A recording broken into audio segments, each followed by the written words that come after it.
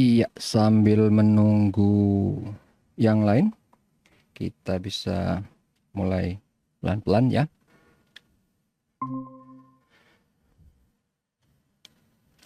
Oke, lumayan. Sebentar, saya share screen-nya dulu. Hap.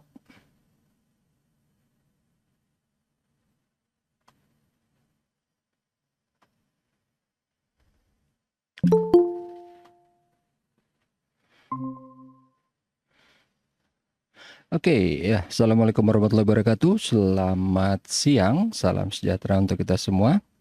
Ya, ini emang biasa ya tantangan habis makan siang, Jumat pula. Jadi mungkin agak-agak mengantuk gitu ya. Tapi nggak apa-apa. Kita santai aja pelan-pelan. Oke, di sesi keempat, pertemuan keempat ini kita akan ngebahas komputer software.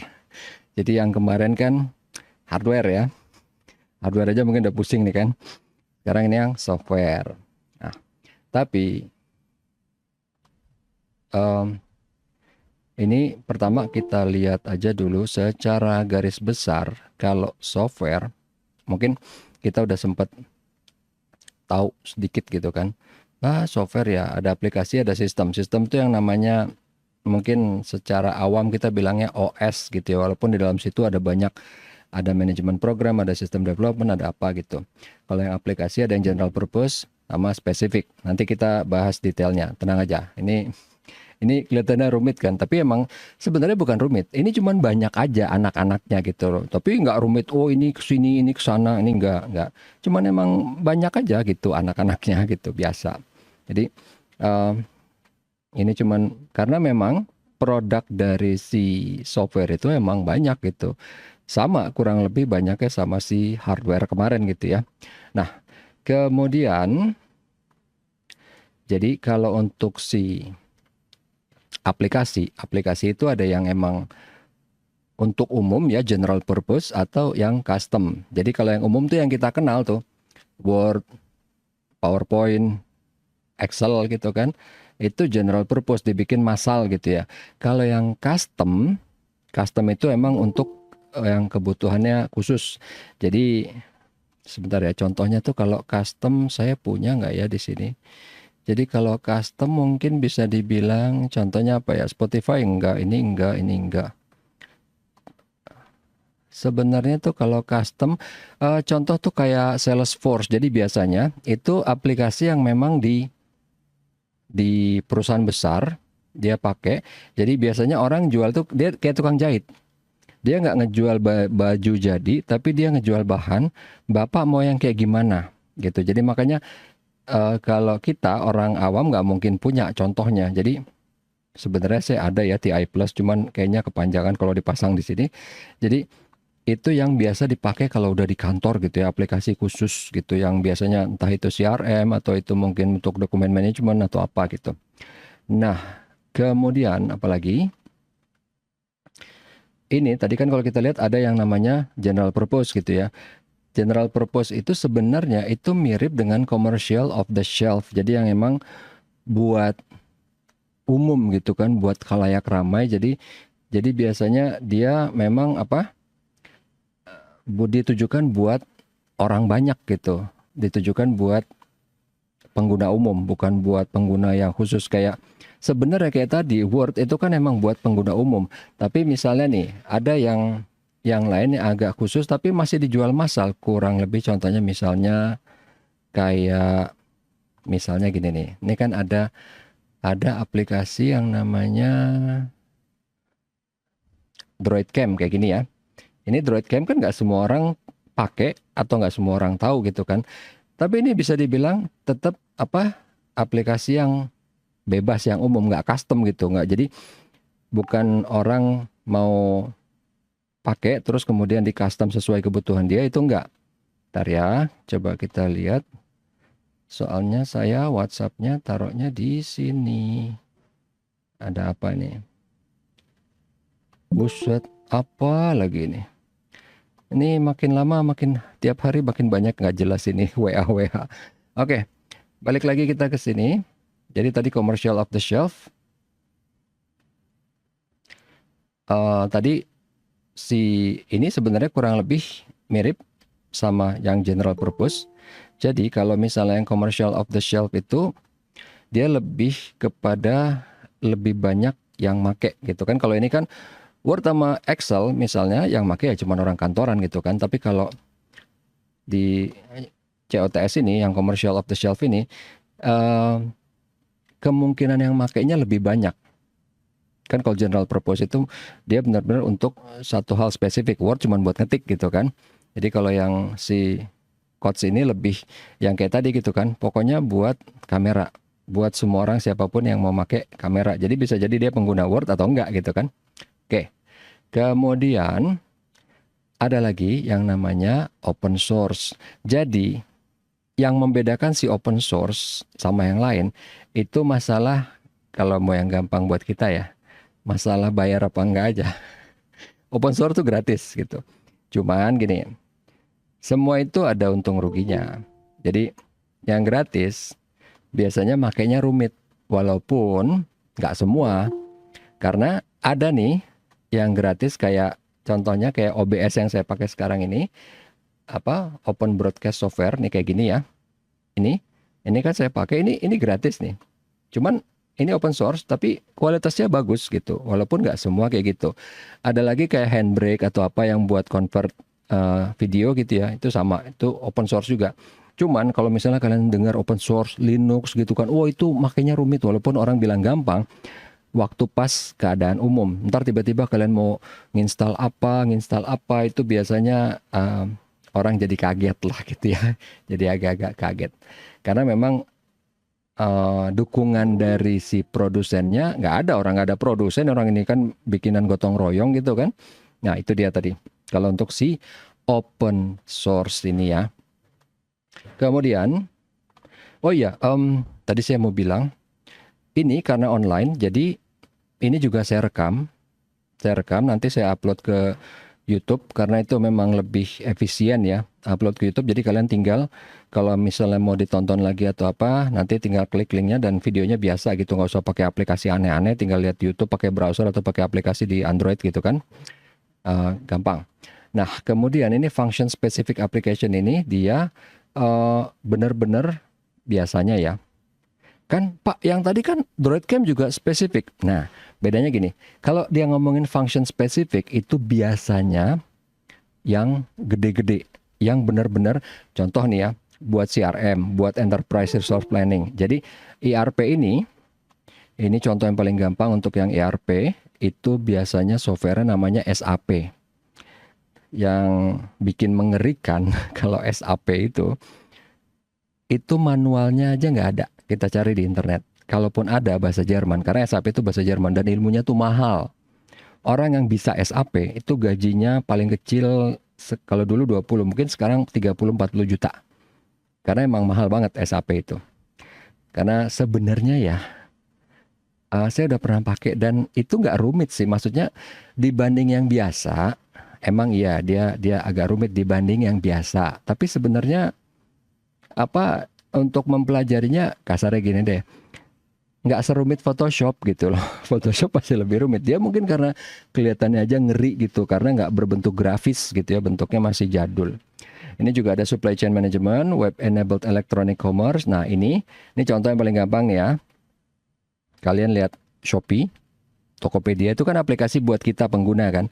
Di belakangnya pasti ada dong buat adminnya. Nah itu dia yang khususnya itu function spesifiknya itu yang dipakai di adminnya. Jadi misalnya buat ngelihat nih, ini ada penjual yang nakal apa enggak, yang dia jual barang nggak dikirim atau gimana nih, atau pembeli yang nakal nggak, yang dia nggak bayar atau gimana, atau barang udah diterima dia ngaku belum diterima atau apalah gitu ya. Itu kan ada function spesifik gitu kan untuk e-commerce itu.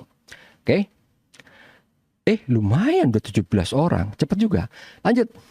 Nah, jadi tadi sebenarnya saya mau bahas ada satu hal yang lain, tapi nggak apa-apa. Ini aja dulu, ini udah jalan soalnya kan. Karena belum ketemu lagi threadnya. Nanti kita di tengah-tengah bisa kita selipkan. Jadi, nah kalau paket software integrasi kita juga udah kenal. Apa tuh? Office, Microsoft Office gitu kan. Jadi kalau zaman dulu aplikasi dijual terpisah. Karena apa? Yang paketan, yang jadi satu kayak Office, zaman dulu tuh jelek. Jadi Word itu sekarang udah jadi bagus karena dia nggak ada pesaing. Dulu tuh jelek. Paket-paket tuh ada banyak. Nanti kita lihat. Itu dulu jelek-jelek. Jadi emang keuntungannya tuh lebih murah beli paketan gitu kan. Ini kayak di sini kan tidak semua feature digunakan dan apa? Dia makan tempat. Karena zaman dulu hard disk tuh mahal. Sekarang tuh udah jauh lebih murah. Dulu SSD tuh amit-amit harganya ya cuman 64 GB aja dulu berapa juta gitu. Dan hard disk yang biasa ya yang piringan itu udah murah banget gitu sekarang. Even SSD aja kemarin 1 tera cuman 500 apa berapa ya yang Vigen ya. Duit nggak bohong. Dia kenceng Vigen itu kenceng cuman dia cepat panas. Asal kita tahu kekurangannya tinggal kasih kipas beres. Oke. Lanjut, ini yang tadi saya bilang, zaman dulu nih, lihat ya, nama-namanya sekarang udah nggak ada nih. Office masih ada, Lotus Smart Suite udah nggak ada, Corel, WordPerfect udah nggak ada, Sunstar udah nggak ada. Dulu juga ada masih banyak yang lain, ada juga yang namanya Javelin gitu kan. Nah, dulu ini paket-paketan ini jelek-jelek semua. Jadi kalau mau yang bagus, dulu dipisahin nih sama yang buat. Dulu kalau yang berdiri sendiri, kayak nih WordPerfect yang berdiri sendiri lebih bagus daripada yang paketan. Dulu kayak gitu, sekarang udah enggak. Sekarang karena udah nggak ada. Kebutuhan orang udah mentok, kurang lebih bahasanya gitu ya. Udah mentok untuk pakai Word. Apa sih? Itu doang. Kalau saya boleh bilang, karena ini juga ada di artikelnya di internet. Kebutuhan orang kurang lebih 90% itu udah tercover waktu di Word 2003. Jadi Word 2007, 2011, 12 sampai ke sekarang ke 2020 something, 20 saya lupa. Terakhir sebelum Microsoft 365 itu ya. Sebenarnya udah ke cover semua. Loh, terus ngapain Microsoft bikin lagi? Bikin supaya dipermudah. Langkah-langkahnya udah ada. Jadi kalau mungkin di 2003 perlu 4 langkah, di 2007 cuma 3 langkah. Di 2011 cuma 2 langkah gitu. Udah gitu aja. Tapi yang lain tuh udah nggak ada yang aneh, cuman ganti font gitu kan, apa mungkin mail merge, mungkin TOC gitu kan, udah gitu doang. Oke. Nah, kok nggak berubah? Ntar. Ini karena kursor saya pergi-pergi. Kemudian si integrated package ini tadi kan keuntungannya karena borongan. Jadi harganya murah. Ya, kita bayangin ya, soalnya kalau di luar negeri orang software beli kan. Sebenarnya kita juga harusnya beli sih. Cobaan mahal loh. Jadi zaman dulu paket itu harganya saya ingat banget soalnya. Harganya $499. Bayangin. Jadi makanya kenapa mereka maunya belinya paket aja. Karena kalau dipisah-pisah itu lebih mahal lagi. Ya kayak Adobe gitu kan, ada Photoshop. Coba, sekarang malah udah nggak bisa beli putus. Harus subscribe kan, belinya per bulan. Nggak bisa bayar bulanan, harus dalam setahun gitu kan. Jadi mau beli bulanannya $30, tapi harus subscribe-nya setahun. Jadi bayarnya 360. Ya mungkin dipotong $10 jadi $350. Mahal banget kan buat setahun. Gitu. Kekurangannya yang tadi fungsional yang terbatas. Kemudian, nah kalau ini web browser, ini mah kita udah kenal semua kan. Web browser itu udah tau lah. Web browser ya contohnya ini web browser nih kan, kayak gini. Kok? Nah, ini web browser gitu ya. Nah, kemudian di sini kan di web browser kita bisa searching email. Ini email sebenarnya ya. Kalau zaman dulu ada programnya sendiri. Kalau sekarang udah masuk ke dalam Gmail-nya kan, udah masuk ke dalam website-nya untuk si fungsi emailnya. Kalau multimedia ya kita nonton video di YouTube, di Zoom atau di apalah gitu kan. Discussion group ada juga, kalau kalian yang suka, zaman dulu tuh ada ya grup-grup di website ya, grup Yahoo, grup apa gitu ya. Kalau sekarang sih udah enggak. Jadi udah sekarang masuknya udah enggak grup, udah enggak umum gitu ya. Orang tinggal langsung masuk kayak ke YouTube gitu kan, udah ada channelnya orang tertentu. Jadi kita ngobrol di situ, bikin grup, ya bukan bikin grup ya, kita ngobrol langsung dengan orang yang seide di situ. Kemudian ada lagi other internet based application tuh banyak banget ya. Either itu kita cuman mau ngolah data atau kita cuman mau bikin tabel. Jadi kayak Tableau gitu kan, atau kayak PostgreSQL, wah banyak banget. Nah, ini yang kemarin saya bilang search engine. Sebenarnya bukan kemarin sih, kemarin ngajar kelas lain maksudnya. Jadi search engine itu kita kan pakai Google gitu ya. Tapi kan sebenarnya search engine ada banyak yang lain. Kenapa saya bilang gitu? Karena gini, Google ini lagi banyak masalah di Amerika. Jadi mungkin tinggal tunggu waktu kita bakal switching gitu ya, walaupun bisa iya bisa enggak. Ada yang namanya Bing, DuckDuckGo, Yandex, Baidu, Ascom sama Yahoo. Yahoo yang udah lama nih ya, yang udah kayaknya udah jelek banget sekarang. Jadi kenapa ada yang namanya si Baidu ini? Baidu ini search engine-nya Cina. Dan wajar Google tuh nggak bisa canggih di mereka karena kan alfabetnya beda, ya nggak? Alfabetnya Cina ada berapa ribu ya? 2000 kalau nggak salah, mungkin lebih atau kurang. Pokoknya 2000-an. Untuk nyari ya kalau kita kan agak gampang bikin logiknya gitu kan. Cari TV 10 IN, oh tau lah inci gitu kan. Huruf nggak ada yang berubah, tinggal nambahin aja gitu kan. Database-nya nggak terlalu susah logiknya. Nah kalau dia kan huruf beda-beda kan. Jadi ada huruf yang sama ditambahin apa di atas karena bentuknya kayak gambar gitu kan. Itu sampai sekarang ya udah lumayan, tapi tetap aja Baidu masih menang di Cina dibanding Google.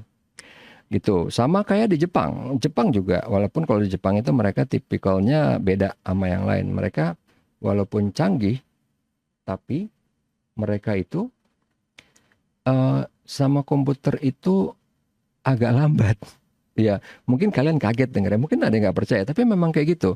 Jepang itu memang manufakturnya maju sekali, tapi mereka dengan komputer itu agak lambat. Jadi kasarnya nih, kalau kita semua udah ngomongin Windows 11, Windows 12 mungkin ya, sana mungkin masih pakai Windows 7, 8 gitu. Karena di mereka nggak ngerasa perlu, dan itu sebenarnya yang bagus kayak gitu. Karena ngapain gitu kan, make-make, oh udah baru 10 baru sebentar, ada lagi yang 11 yang berapa. Ya karena di Jepang itu juga orang nggak manufaktur nggak sembarangan ngeluarin, karena apa? Kanji kan bahasanya juga beda kan. Bahasanya beda dan mereka tahu kelakuan orang Jepang beda gitu sama bagian dunia lain. Nah, si search engine ini itu kan kita taunya Google. Sebenarnya juga ada search engine untuk lokal. Jadi engine-nya Google kita bisa pakai untuk nyari di lokal. Tapi itu bahasan yang beda lah ya. Karena apa? Kita kadang-kadang bingung kan, gue kayaknya inget deh pernah download dokumen ini, tapi di mana ya? Kita bisa search berdasarkan isinya. Dia kalau PDF kita bisa cari kata dalam PDF-nya, atau Word, atau teks, atau apa, atau gambar. Kita bisa lihat dari apa metafilenya, ya banyak lah itu. Dulu ada yang namanya Copernicus, ada yang namanya apa. Even dulu Google nyediain. Google dulu punya search engine, kita bisa download, dipakai di lokal aja. Oke, tapi kita nggak ngomongin itu. Sekarang kita lihat misalnya email, instant messaging sama weblog. Weblog sekarang sih udah nggak terlalu populer. Dulu sih populer banget ya weblog. Jadi kalau email, oke, kita udah tahu. Instant messaging, banyak lah. Tadi WhatsApp gitu kan. Mungkin ada Telegram, itu yang masih pakai. Atau DM, ya sebenarnya DM bisa dibilang instant messaging juga. Terutama misalnya DM-nya si Facebook, ya walaupun orang udah nggak pakai. Atau DM-nya Instagram, gitu kan. Atau saya nggak tahu. Kalau sebenarnya kalau YouTube sih nggak bisa dibilang DM ya, karena dia nggak instan. Oke, itu aja. Kalau weblog ini ya biasa. Sebenarnya cuman kayak orang bikin-bikin diary tapi taruhnya di internet. Udah gitu aja kan weblog. Karena bukan apa-apa. Sekarang ini orang lebih tertarik untuk bikin video blog, ya nggak? Lebih menarik bagi orang untuk lihat. Makanya orang juga lebih tertarik untuk bikin. Udah nggak zaman orang bikin weblog, kecuali emang dia penulis atau dia udah punya channel YouTube, dia bikin juga weblog. Jadi kalau yang cuma benar-benar bikin weblog kayak dulu udah nggak ada sih. Oke. Nah, word processing kita udah tahu. Jadi kalau zaman dulu nih dibedain antara word processing sama desktop publishing. Jadi kalau word processing ya kita tahu Microsoft Word, kalau dulu ada yang namanya Lotus Word Pro, Corel Word Perfect gitu kan. Ini word processing biasa. Desktop publishing itu untuk lebih detail lagi. Kasarnya misalnya apa ya? Ya kayak gini deh. Nah kayak gini nih. Kalau mau bikin ini di Word pasti setengah mati susahnya nih. Ini taruh di sini, ini taruh di sini, hurufnya gini. Jadi akan lebih gampang kalau di Word itu kan per baris kan, enter. Tapi kalau misalnya ada hurufnya yang datar, ada yang vertikal, ada yang apa, itu susah. Lebih gampang kita pakainya desktop publishing. Jadi kalau Microsoft ada dulu namanya Microsoft Publisher. Either itu mau dipublish di kertas atau untuk dipublish di website gitu. Jadi si Adobe juga ada dulu. Dulu sebenarnya punyanya Aldus dibeli oleh Adobe yang namanya PageMaker. Dan si Apple dulu ada namanya Quark Express. Jadi nih ya, kalau kayak gini gitu kan, mau bikin pamflet, dia lipat 3 atau apa, itu kan ini bikin di Word bisa, cuman lebih susah. Apalagi fontnya beda-beda, letaknya juga nggak seragam, irregular ya, kadang ada yang vertikal, kadang ada yang horizontal. Oke, nah kemudian ini kalau spreadsheet, kita semua udah tahu sih Excel gitu ya. Dan kalau kalian pengen tahu,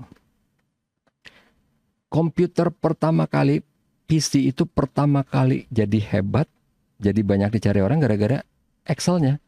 Karena zaman dulu orang cuma tahu kalkulator. Kehebatan si Excel ya dari dulu itu kan ada berapa baris, yang satu kita rubah di atas, pas penjumlahannya akan otomatis kerubah. Itu dulu magic gitu, magic banget zaman dulu tuh. Makanya orang banyak pakai. Dulu Apple pertama kali ngeluarin spreadsheetnya namanya VisiCalc. Kemudian Microsoft ngeluarin yang namanya Multiplan. Microsoft dulu udah punya spreadsheet namanya Multiplan. Jadi Excel itu bukan punyanya Microsoft, itu dibeli dari perusahaan lain.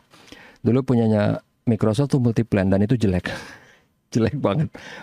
Dulu kantor pakai, waktu saya belum kerja, saya tahu karena om saya yang udah kerja, dia bilang, iya kita di kantor pakai Multiplan. Hah? Itu kan jelek banget. Tapi ya tetap aja di kantor dipakai Multiplan. Cuman akhirnya terus Microsoft ngeliat, oh itu ada yang bagus, dibeli sama dia. Excel, jadilah Excel itu. Ini ya kita nggak bahas ini apa sih? Ini electronic spreadsheet udah. Presentation ya ini Microsoft PowerPoint yang sedang saya pakai. Jadi kalau dulu, makanya sekarang bisa dibilang monopoli ya. Ini yang jadi masalah. Makanya kenapa Microsoft udah sempet kena masalah monopoli. Google sekarang yang lagi diacak-acak, lagi dilihat oleh DOJ ya, Department of Justice apalah itu saya lupa, untuk trade sama apa mengenai masalah monopoli. Karena dalam segi search engine Google tuh menguasai 90%. Jadi udah jauh monopoli banget itu. Itu yang lagi dilihat. Nih kalau dulu untuk presentasi ada PowerPoint, ada Freelance, ada Corel gitu kan. Sekarang nggak ada, cuman PowerPoint doang. Tapi sebenarnya Office tuh banyak. Mungkin kalau orang awam tuh nggak tahu gitu ya. Ada yang namanya Sunstar Office, ada yang namanya LibreOffice gitu kan. Mungkin kalau untuk Android untuk ini ada lagi, saya lupa. Kayaknya dulu saya punya, apalah ya namanya. Jadi bukan Libre. Alah, kebanyakan sih di sini. Sebentar, bla bla bla Office, apa pakai Office? Oh iya, ada WPS ya. Ada WPS, terus ada Office apa nih satu lagi lah, Office, saya lupa nih Office apa namanya. Office Suite nih. Jadi kalau sebenarnya banyak gitu yang lain dan dia kompatibel. Cuman ya itu, nggak enaknya apa? Kalau pas kita lagi kerja bareng sama teman-teman yang lain, kita pakai yang bukan Microsoft, ntar kadang-kadang dibuka di tempat lain hancur. Atau kita ngambil pas dibuka di kita save lagi, ntar suka aneh gitu. Makanya aduh pusing deh, udahlah pakai Microsoft aja gitu. Jadi itu alasannya kenapa Microsoft suka ganti-ganti extension filenya supaya bikin orang pusing. Udahlah jadi pakai Office saja. Itu taktik dagang, nggak ada yang aneh di situ.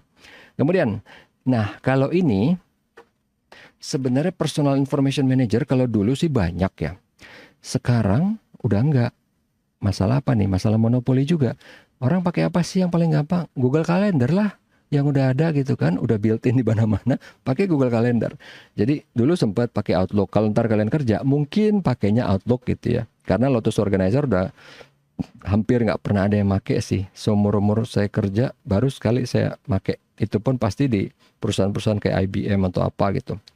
Nah, kalau groupware itu biasanya untuk intranet di kantor gitu ya. Jadi kalau kayak misalnya SharePoint atau apa, jadi kasarnya gini, grup ini kita sekarang lagi ngapain? Lagi pakai Google Meet kan? Ini termasuk groupware nih, membantu orang untuk berkomunikasi atau mungkin saling tukeran file, saling berdiskusi atau bekerja atau apa. Itu groupware untuk membantu kelompok berkolaborasi pada tugas kelompok atau apa gitu ya di sini. Jadi either itu kita Contohnya deh nggak apa-apa, kita buka misalnya gini ya. Enshow. Misalnya tadi saya udah buka, kita lagi buka dokumen. Jadi kalau contohnya ini kayak di Google Sheet atau saya lupa Google Docs ya. Atau di Google Docs ini kan filenya dibuka lewat web browser ya. Ini bisa dibuka barengan nih. Jadi misalnya ada orang lain lagi buka, itu kelihatan kursornya. Oh, si Anu lagi buka. Atau misalnya ada komen kelihatan di sini. Itu groupware tuh. Enaknya apa? Satu dokumen dikeroyok bareng-bareng bisa. Jadi kita waktu itu pernah iseng ya. Ayo coba kita sama-sama lagi ngedit kata yang sama di sini misalnya. Bisa loh. Bisa dia. Tinggal lihat siapa yang cepetan yang duluan nge-save. Jadi kelihatan. Ntar dia bilang, ini konflik nih dengan user yang ini. Siapa yang mau dipakai? Udah hebat gitu. Jadi kalau dulu enggak. Dulu tuh bisa jadi hilang tuh. Itu hebatnya yang sekarang. Walaupun ya karena nggak ada yang lain. Kita nggak punya alternatif. Cuman ada si Google itu aja kan. Microsoft ada sih, cuman kan bayar ya. Google kan nggak bayar. Microsoft kan 365 juga ada SharePoint-nya gitu. Cuman ya nggak banyak dikenal orang, terutama karena dia nggak gratis. Padahal sebenarnya Microsoft 365 kalau yang online pakai browser tuh gratis loh. Cuman kita nggak terlalu sering banyak yang pakai. Tapi kalau ntar kalian udah kerja, ingat-ingat aja. Pasti akan lebih banyak orang pakai si Microsoft kalau untuk di internal, walaupun kalau yang kerjaan yang berhubungan dengan klien, dengan dunia luar, ujung-ujungnya sih pakai Google Docs, Google Sheet gitu. Karena lebih umum. Nah, kemudian ada lagi apa nih? Ini yang namanya ASP, Application Service Provider. Apaan nih? Gampang. Udah lihat Shopee kan? Tokopedia, Bukalapak. Itu kan dia, misalnya nih, yang punya perusahaan beda sama yang bikin softwarenya. Nah, yang bikin software itu yang sebagai berfungsi sebagai ASP-nya ke perusahaan Shopee-nya. Misalnya Shopee itu apa sih perusahaannya? PT Shopee Indonesia misalnya gitu ya. Tapi yang bikin software itu beda gitu. Yang bikin software itu sebagai ASP-nya. Udah gitu aja. Jadi, dan itu kalian jangan salah. Waktu dia bikin, itu dia bilang ini buat 1000 user. Misalnya lebih, tambah lagi. Lebih nambah lagi. Karena kan servernya beda, kemampuannya beda, database-nya beda, semuanya beda gitu. Atau misalnya banknya cuma pakai satu, beda. Ntar banknya nambah lagi satu, beda. Ntar mau pakai virtual account, beda. Mau pakai kartu kredit, beda. Gitu. Jadi semuanya ketengan. Bahasanya apa ya? Tailor made lah ya. Sebenarnya bukan tailor made. Itu fungsi udah ada semua. Tinggal lu mau bayarin semua apa enggak? Kalau enggak ya udah ya, yang dipakai ini aja, ini aja, ini aja. Gitu aja sih. Bukan tailor made. Semuanya udah jadi. Kalau tailor made kan dia bikin sesuai kebutuhan. Jadi tiap orang pasti beda. Kalau ini enggak. Misalnya nih, PTA dia punya duit banyak. Semuanya fitur gue pakai, oke, bayar. Mahal nih. Ini PTB sama. Semuanya gue pakai. Ya udah A sama B exactly sama persis. Mungkin beda logo, beda apanya aja. Kalau custom itu benar-benar nggak mungkin sama. Nggak mungkin. Even misalnya kebutuhannya sama, pas yang di sini dia bikinnya beda. Entah karena developernya beda, teknologinya beda, waktunya beda, pasti beda. Nggak mungkin sama. Karena kan yang namanya custom ya, karena yang namanya custom sama aja kayak kalian bikin baju nih, bikin baju custom. Kalian berdua datang, ukurannya sama persis, pasti beda. Kecuali ya kalau baju emang dia bilang, gue samain deh sama dia karena gue bahannya sama, misalnya gitu. Tapi kalau di komputer, di software, itu enggak. Letak menunya beda, tombolnya beda gitu kan. Drop down-nya beda, pasti beda. Karena dia waktu bikin custom, dia nggak mungkin nanya, perusahaan Anu bikinnya gimana? Enggak. Walaupun ada ya kayak gitu. Walaupun ada. Tapi even misalnya dia bilang nih, gue pengen samain deh sama dia. Tapi nanti pasti ada yang dibedain. Nggak mungkin nggak. Pasti ada yang dibedain. Gue ini taruh sini deh. Gue susunannya nggak gini deh. Gue ntar abis ini nggak langsung check out, nggak langsung bayar deh. Ngapain dulu? Ada survei dulu misalnya atau apalah gitu. Oke. Nah, kemudian masalah licensing. Karena kan kalau di kita kan nggak bayar misalnya. Ya sebenarnya harusnya bayar. Jadi licensing itu yang dimaksud. Kalau dulu kita beli putus. Beli software udah selesai. Kita bisa dapat support gitu kan. Tapi software udah punya kita. Sekarang itu enggak. Sekarang itu kita beli license. Jadi kayak si Canva. Canva kan kita nggak download apa-apa kan. Kita beli ya bayar bulanan. Begitu nggak bayar, fiturnya udah hilang. Ya nggak? Sama kayak Photoshop sekarang. Nggak bisa ketengan, belinya satu paket kreatif CC itu kan, Adobe CC itu kreatif apalah lupa namanya, kreatif something gitu ya. Itu bayar bulanan. Nggak bisa gitu kan. License-nya untuk lifetime sekarang orang udah jarang jual karena nggak menguntungkan. Pertama mahal, ratusan dolar, orang nggak ada yang mau beli. Jadi istilahnya mendingan kalau mau ngerampok kecil-kecil ngerampoknya biar nggak kerasa daripada gede-gede. Saya udah pernah bilang waktu itu kan, pengemis-pengemis palsu di pinggir jalan minta-minta, kalian pasti ngasih, alah cuma 1.000, cuma 2.000, pelit banget sih lo nggak ngasih 1.000 2.000 dari banyak orang. Mereka tuh kaya loh. Kan pernah lihat di TV kan? Di tasnya ada duit 100 juta, 400 juta, ada yang punya tabungan 500 juta, 1 miliar, 2 miliar. Ada. Kalau enggak, cari aja di YouTube. Masih ada kok ininya. Dulu itu rame di TV kok. Karena apa? Kelihatannya kecil gitu. Karena dulu saya paling sering dimarahin. Karena sebenarnya saya tahu. Bilang, gila lo pelit banget sih, nggak mau kasih 1.000 doang. 1.000 aja, 500 aja. Enggak, gue tahu mereka kaya. Malah harusnya mereka yang kasih duit ke gue. Ya mereka duitnya entah gue nggak tahu berapa miliar. Masa sih? Alah, lihat aja. Dari duit yang kecil-kecil itu kelihatannya kecil. Ya 1.000 perak kecil dong. Tapi sehari 100 orang, itu sehari 100.000. Sebulan berapa? 100.000 sehari, 3 juta sebulan. Itu udah gaji di atas dari fresh graduate itu. Saya nggak tahu sih kalau sekarang fresh graduate berapa ya. Kayaknya UMR lupa ingat. Kalau nggak salah 3,5 atau 4,5 tergantung daerah sih ya. Oke, jadi itu dia sekarang kenapa untuk license perusahaan lebih milih untuk subscription, bayar bulanan, karena untungnya lebih gede. Ya bisnis ujung-ujungnya duit kan, dia lihat mana yang lebih gede itu yang diambil gitu. Nah kemudian ada lagi dari sistem grup software itu ada yang namanya sistem manajemen sama development. Ya kalau development mah gampang gitu ya. Gampang apaan Pak, pusing ya. Gini dulu deh, kalau untuk sistem manajemen tuh yang paling gampang nih. Sistem manajemen yang saya udah pernah kasih lihat belum sih, di Windows kita ada tuh, tinggal pencet Ctrl Alt Del, ntar keluar kayak gini nih. Ini kayak gini nih. Ini bisa dibilang sistem manajemen software nih. Jadi di sini ada yang namanya Task Manager nih ya. Kita bisa ngeliat aplikasi apa aja yang ada di komputer kita. Jadi kalau mau bisa ada yang mau kita bunuh, kita mau keluarkan gitu ya. Kita mau apa? Misalnya ini ada aplikasi yang virus atau apa kan, kita tinggal klik kanan di sini, kita end task biar dia keluar gitu kan. Jadinya udah dia nggak merusak yang lain. Atau di sini bisa juga kita misalnya mau ngeliat performance dari komputer kita nih. CPU kita berapa sih, ininya berapa sih gitu kan, speednya berapa, utilization udah berapa nih, RAM kita berapa, ini kan yang udah kepake berapa, hard disk berapa. Jadi biar kelihatan nih, oh komputer kita lagi kerja keras apa enggak nih gitu. Jadi itu untuk sistem manajemen program. Nah kemudian kalau untuk sebenarnya ada lagi yang lebih rumit gitu ya untuk network management. Biasanya bisa untuk ngeliat ngeping, ngeliat apanya, IP address atau apa gitu kan. Kalau di network management sebenarnya coba ya, kalau di Windows ya walaupun agak basic, tapi adalah misalnya apa ya, coba buka dulu deh. Ini nggak terlalu ya, tapi bisa dibilang lah sama ya.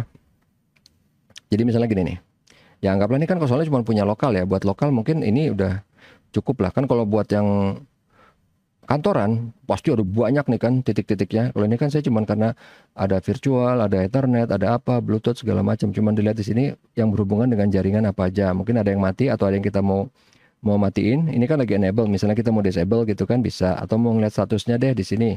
Ini VMware mungkin nggak aktif ya. Yang ini kalau kita mau lihat status deh. Misalnya ini kan, oh kok larinya ke kanan. Oke. Misalnya kita lagi mau lihat ini statusnya gimana, ini bla bla bla gitu kan. Bisa. Itu untuk si network management, database management, oh bisa di sini juga ada. Jadi kalau untuk database management misalnya nih, wah nih berat nih, nggak apa-apa lah kita coba. Namanya juga coba. Kita mau buka PostgreSQL, jadi untuk database ya.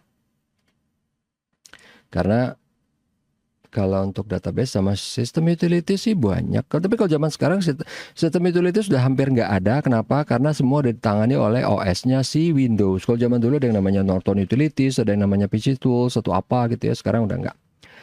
Nah, lama ya kebukanya. Jadi Sama kalau untuk sistem development itu biasanya pakai yang paling gampang pakai .NET ya, atau IDE yang lain mungkin Android atau apa gitu ya.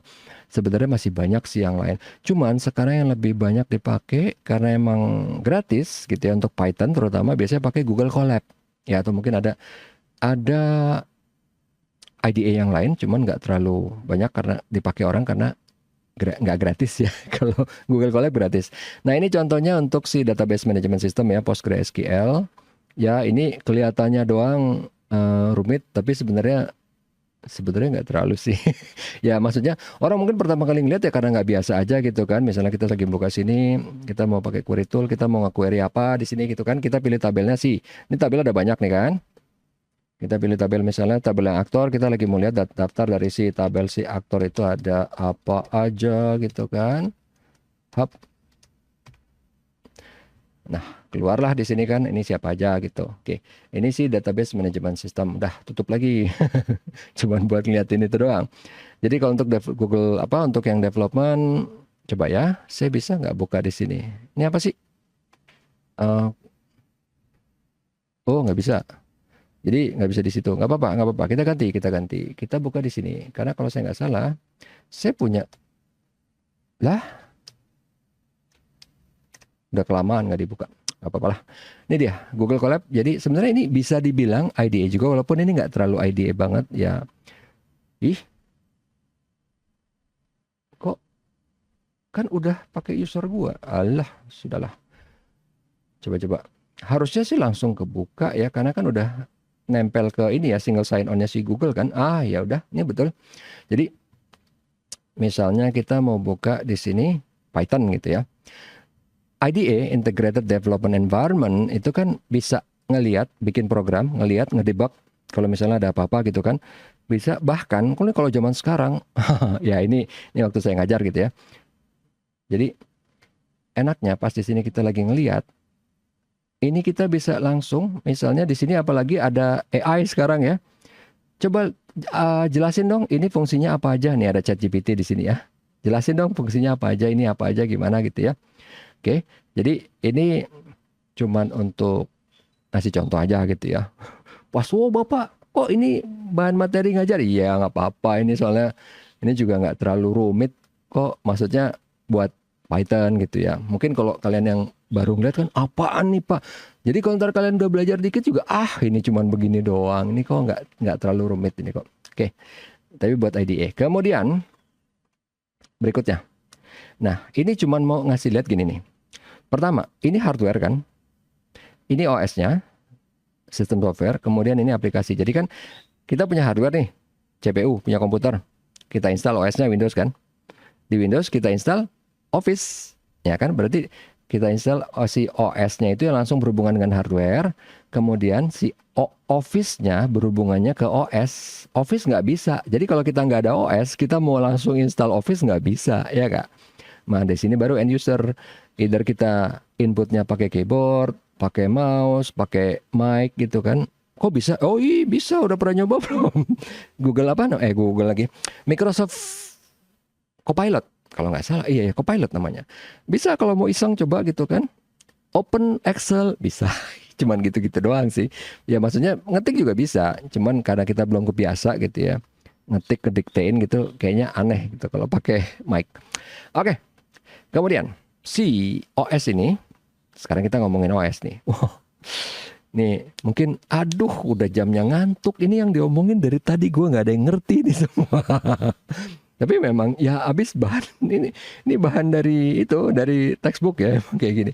Jadi gini, OS itu dia yang berhubungan langsung dengan hardware, dibilangnya dengan CPU kan, dengan lagi dadah ke istri saya mau pergi, yang berhubungan langsung dengan CPU. Jadi di CPU, makanya kenapa gini, OS itu kan misalnya kita mau coba nih Windows, coba diinstal di Mac, nggak bisa kan? Iya, karena hardware-nya beda, ya nggak?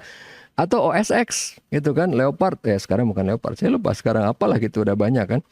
Ada Mountain Lion, ya dulu itu yang jadul banget ya, yang mau dipasang di hardware-nya Intel Itu nggak bisa juga gitu kan. Karena dia berhubungan langsung dengan si hardware-nya. Oke. Nah, kemudian si OS ini dia fungsinya tadi kan resource management yang tadi sudah saya kasih lihat untuk resource management nih loh yang tadi nih. Di sini kalau kita pencet Ctrl Alt Del di Windows, kita pilih Task Manager, keluarnya kan gini nih.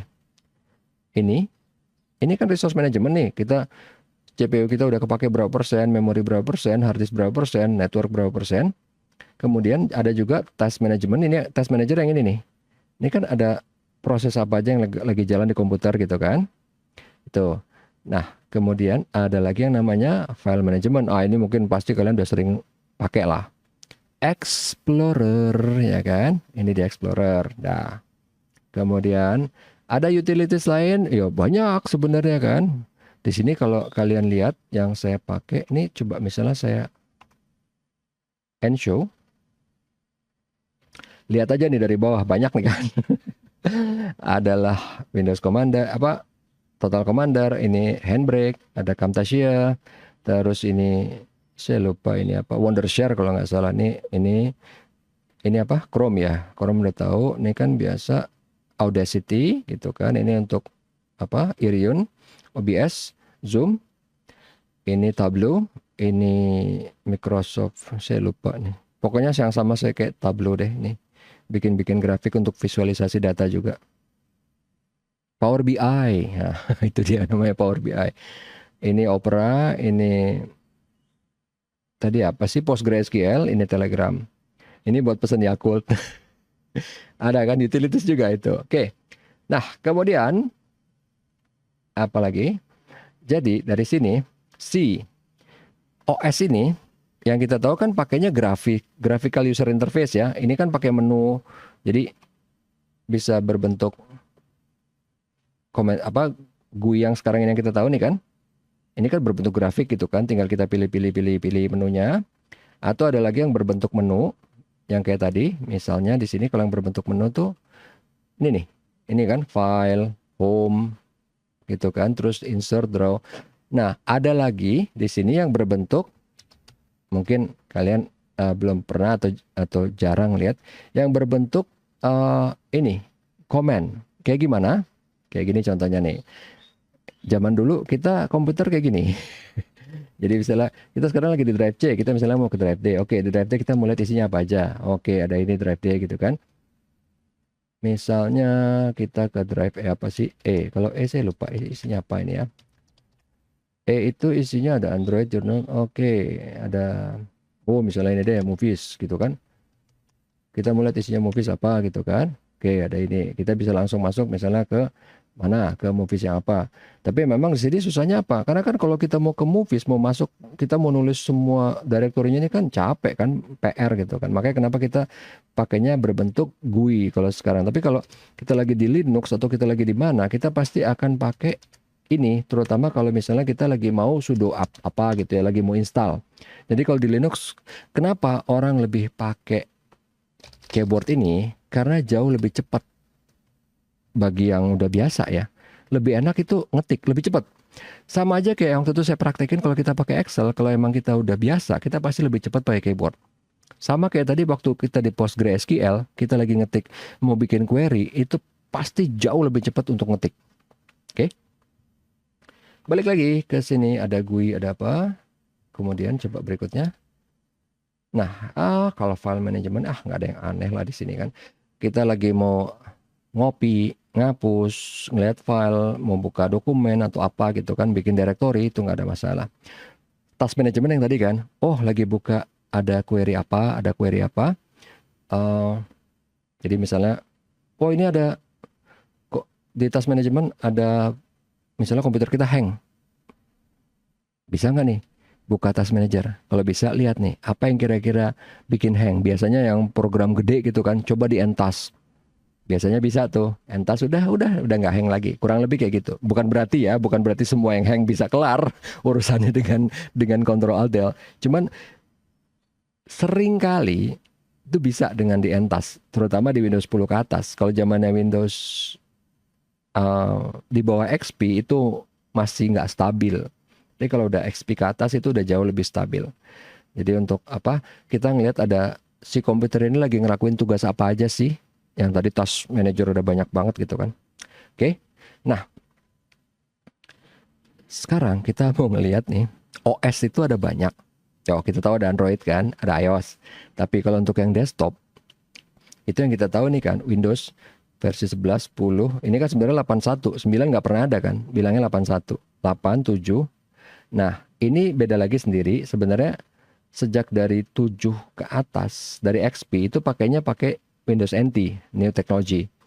New Technology gitu ya. Kalau ini Windows Experience. Nah, 2003 ini sebenarnya server. Kalau ini sebenarnya adalah platform ya.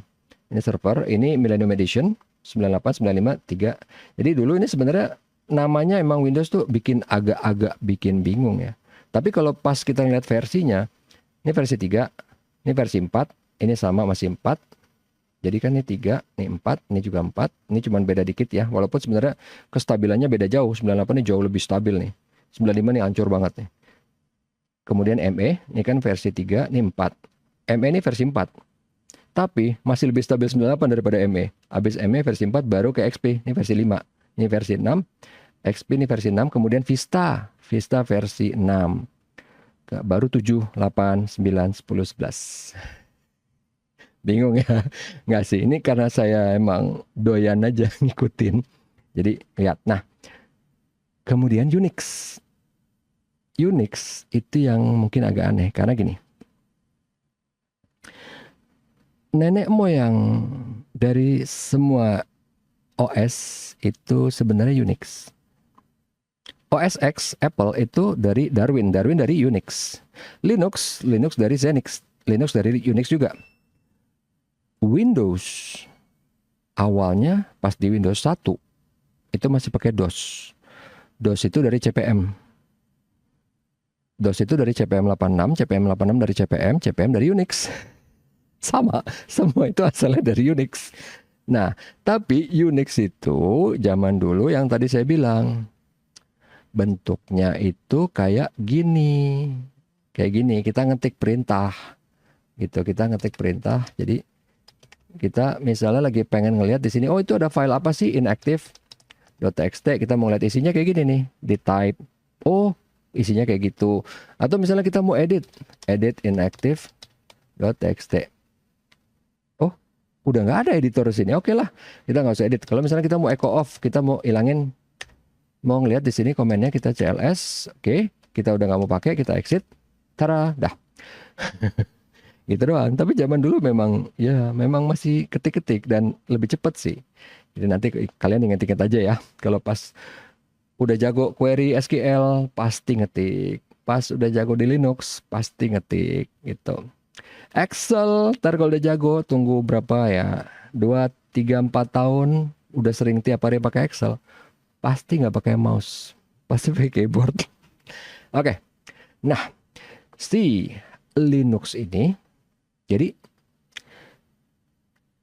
yang saya udah pernah bilang, tapi mungkin bukan di sini. Jadi gini, kan kalau ini open source ya, gratis.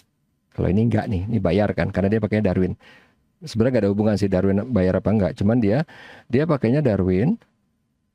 Ini dari Unix juga. Nah, Linux ini versinya ada banyak banget. Jadi kita ngomongin dulu dia cabangnya ya. Jadi bisa dibilang namanya distro. Kok gini sih tulisannya? Distro. Distronya pertama di sini kan ada FreeBSD. Kemudian di sini yang kita tahu ini yang gede-gede aja, ada Ubuntu, kemudian ada lagi Red Hat ya. Sebenarnya ada masih banyak ke bawah ya. Jadi cuman ini dari distro ini dia ada lagi anak-anaknya. Jadi orang bikin kernel lagi sendiri-sendiri. Suka-suka dia, kebutuhannya buat apa. Itu yang bikin orang bingung. Bikin misalnya kayak Ubuntu nih yang banyak nih. Di sini ada lagi, nih mungkin ada lagi Gentoo kalau nggak salah ya. Ada Gentoo. Nih Ubuntu, ini punya anak lagi yang namanya Papi Linux. Nah, ntar di sini ada lagi, ntar di sini juga ada lagi, dan kadang-kadang itu nggak seragam. Kayak buat installernya Red Hat, apa misalnya pakainya RPM. Kalau di sini ntar Debian, dia pakainya Deb. Itu yang bikin orang bingung. Walaupun Linux yang sekarang udah nggak pakai ketik ya, udah pakai GUI, udah pakai menu. Tapi ini kadang-kadang orang, kok gue nggak bisa sih? Padahal gue kan Linux sama-sama. Ternyata dia Debian. Itu file installernya pakainya RPM misalnya gitu kan. Itu kita baru ngomongin yang beda distro. Kita belum ngomongin ini yang sama-sama distro yang RPM. RPM ini ada yang x86, ada yang ARM.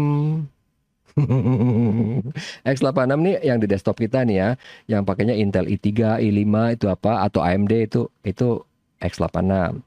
ARM itu kalau misalnya komputer kalian udah ada yang pakai Qualcomm, Snapdragon udah ada gitu ya. Atau mungkin kalian set top box dimodif supaya bisa diinstal Windows, bisa gitu.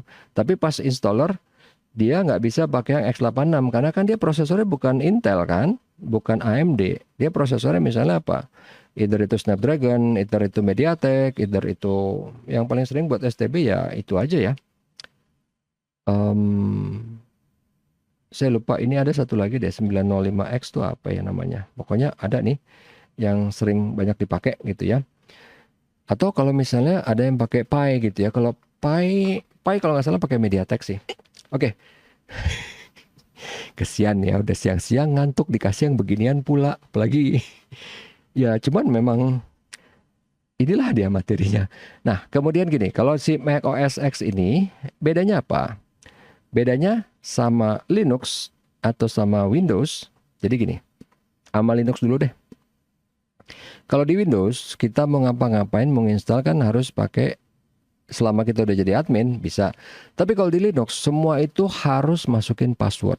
Jadi, nggak heran kalau Linux itu misalnya aman, karena kita ngapa-ngapain harus pakai password. Sama aja nih kayak di sini, kayak di macOS, misalnya orang bilang, wah macOS nggak pernah ada password. Ya iya, karena emang dia sangat tertutup ngapa-ngapainnya. Walaupun di macOS kan enggak, saya install nggak pakai password. Memang passwordnya cuma ditaruh di awal. Kalau Linux enggak, dia bikin lebih aman lagi.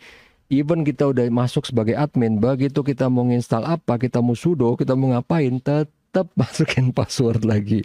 Kalau di macOS enggak. Tapi di macOS yang bikin dia lebih aman itu adalah fitur yang namanya sandboxing. Jadi kalau misalnya nih, tiap aplikasi itu dibikin kotak sendiri, nggak bakal bisa berinteraksi dengan OS. Cuman bisa berinteraksi dengan OS sesuai dengan yang udah ditentukan sebelumnya. Jadi makanya kenapa, Mac gua nggak pernah crash. Memang, cuman untuk bikin aplikasinya setengah mati gitu, lebih susah. Sebenarnya bukan lebih susah ya. Dia gampang bikinnya, tapi developernya, kitnya lebih mahal, jauh lebih mahal. Di Windows malah biasanya gratis, di Android gratis, di Linux gratis gitu kan. Di macOS tuh mahal banget. Jadi ya ada untung ruginya lah itu semua kan. Karena emang si macOS itu bukan open source, dia close, sangat proprietary gitu kan. Jadi memang ya kalau misalnya kita udah pakai Mac, otomatis semuanya harus dari Apple. Kita mau pakai apa yang certified Apple, kalau nggak bakal bisa. Untungnya begitu kita beli device apapun pasti bisa bekerja, cuman mahal. Kalau Linux atau Windows bebas, barang banyak, device banyak, tapi mau beli ntar kadang-kadang nggak jalan. Bukan karena barangnya jelek, bukan. Bisa jadi ntar jalan di Windows atau nggak jalan di Linux. Atau yang paling gampang gini, kalau kalian pengen tahu nih, ini baru pengalaman saya pribadi soalnya. Saya mau ngereset printer, aplikasinya udah punya, langsung dari Canon, langsung dari yang bikin printer, dari Canon. Di Windows 10 nggak jalan dong. Ternyata dia cuma bisa jalan sampai di Windows 7. Mana tahu kita, ya nggak? Kita tahunya cuma yang dulu aja itu kan, nggak jalan. Nah, kayak gitu tuh. Kalau walaupun di macOS tetap ada yang kayak gitu, tapi lebih minim karena biasanya kalau ada printer-printer yang udah jadul atau device yang udah jadul udah nggak bakal dijual tuh untuk di Mac gitu kan, udah pakainya harus pakai yang baru. Duit sih lebih mahal, cuman enaknya nggak pusing. Cuman ya itu duit harus beli, dan kita bener-bener nggak bisa kemana-mana. Udah cuman pakai dia aja, cuman enaknya ya lebih nyaman gitu aja sih. Jadi ya kalau misalnya punya oke, punya duit gitu boleh beli, cuman siap-siap gitu, jangan pusing. Karena emang banyak kok yang kayak teman-teman saya dulu di BRI gitu ya, beli langsung di upgrade RAM-nya, SSD-nya, walaupun sebenarnya nggak bisa. Biasalah di Indonesia kan, ada aja caranya gitu, gimana caranya, walaupun makin lama sekarang makin susah. Nah, kemudian kalau untuk open source ada yang namanya licensing, cuman ini harusnya, ini kayaknya udah terlalu detail sih ya, karena kan ada yang namanya general, GNU, general public gitu kan, bisa begini. Tapi ini, oh enggak, ini kita nggak ngelihat itunya sih ya. Kita cuma lihat nih kalau untuk open source, sebenarnya license-nya ada, bentuknya bisa GNU atau GPL gitu ya. Tapi ini nggak untuk, pokoknya nggak boleh diperjualbelikan, kasarnya gitu deh. Bukan untuk diperjualbelikan, orang nggak boleh menangguk keuntungan komersial dari open source. Kecuali gini, makanya kenapa Pak itu Linux ada yang bayar, ada Red Hat misalnya kan. Tapi perhatiin, Ubuntu sama Ubuntu sama Red Hat sama-sama Linux itu ada yang bayar, tapi dia bayar bukan buat beli softwarenya, bayar buat biaya konsultasi, instalasi, pokoknya softwarenya gratis. Tapi misalnya kan konsultasi, misalnya ada perusahaan gede gitu kan, kalau kayak dulu zamannya Habibie ya, udah lama ya, nggak mau pakai Microsoft yang bayar, pakainya yang Linux yang gratis. Jadi tapi kan bingung misalnya kan gimana nih, ya udah tinggal panggil konsultan. Oke, kebutuhannya berapa nih, kita perlu buat 100 titik misalnya, 100 komputer, terus berapa user, 500 misalnya kan, 500 user. Oke, dia pakainya kapan aja, ini gimana aja. Nah itu yang bayar. Ubuntunya nggak bayar, Red Hat-nya nggak bayar. Walaupun kayaknya kalau Red Hat sekarang sih udah nggak ada di yang versi gratis. Jadi dulu masih ada, saya lupa namanya, community atau apa gitu ya, masih gratis. Tapi sekarang udah nggak. Nah itu tadi untuk si open source licensing. Ini juga nggak masalah. Ini apa? Ya ini cuma mau bilang ya. Sebenarnya ini hal yang umum gitu ya. Yang licensing nggak boleh rasis, ya iyalah pasti gitu kan, nggak boleh ada diskriminasi. Boleh dipakai cuma di negara anu, tapi negara yang ini nggak bisa, yang ini bisa, nggak boleh itu. Dan ini harus restrict dan source code-nya nggak boleh. Tinggal dilihat nih, karena yang tadi saya bilang ya, ada yang GNU sama GPL, yang source code-nya. Jadi misalnya nih, yang open source itu source code-nya boleh nggak di otak-atik. Kalau Linux kan kebanyakan boleh, tapi ada aplikasi atau software yang gratis tapi nggak boleh gitu. Jadi oke, cuman boleh dipakai, tapi dia source code-nya nggak dikasih. Itu aja sih. Ya itu sebenarnya nggak terlalu penting juga nih. Ini ngapain juga dibahas ya? Ya saya sih enak-enak aja ngejelasin. Cuman kalian mungkin ya yang di sana udah aduh, atau mungkin ada yang udah tidur kali, atau mungkin ada yang udah lagi nonton serial apa gitu ya, nggak tahu. Atau lagi nonton YouTube atau ngapain gitu. Nah, ini lagi licensing, oke. Oh, ini banyak banget yang begini-begini ya. Jadi misalnya gini, ini yang paling gampang, kalau misalnya ini nggak boleh terpaku untuk satu orang, nggak boleh. Jadi namanya kalau untuk open source itu nggak boleh nempel di komputer atau di orang. Jadi kan kalau untuk yang bayar itu kan license-nya nempel di orang kan. Jadi kayak saya pakai Windows, username-nya saya kan, orang lain mau masuk nggak bisa. Nah kalau si open source nggak boleh ada tempelan kayak gitu. Kemudian di sini juga untuk haknya dari si program itu harus sama. Jadi misalnya nih, yang license misalnya apa ya, Open Office deh ya, Open Office nih kan. Nah ini kan ada license-nya misalnya free open source gitu ya. Nah dia pas dijalanin si open source-nya itu nggak boleh tiba-tiba ntar ada license harus bayar atau gimana. Jadi kalau kayak kita dibilangnya trial ya, nggak boleh kayak gitu. Shareware trial nggak boleh. Jadi begitu dia emang udah open source, nggak boleh ada commercial value di dalamnya. Ini maksudnya itu sih. Ini panjang-panjang ngomongnya. Kemudian ini nggak boleh spesifik ke produk. Maksudnya gimana? Maksudnya gini, misalnya nih, Kalau dia open source, katakanlah kayak Ubuntu. Ubuntu open source, misalnya Ubuntu versi 10. Tiba-tiba ntar versi 11 bayar. Versi 12 nggak boleh kayak gitu.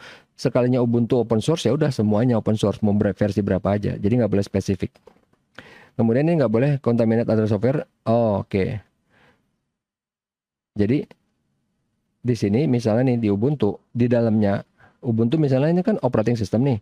Di dalamnya ada paket apa aja, nggak boleh ada paket yang bayar.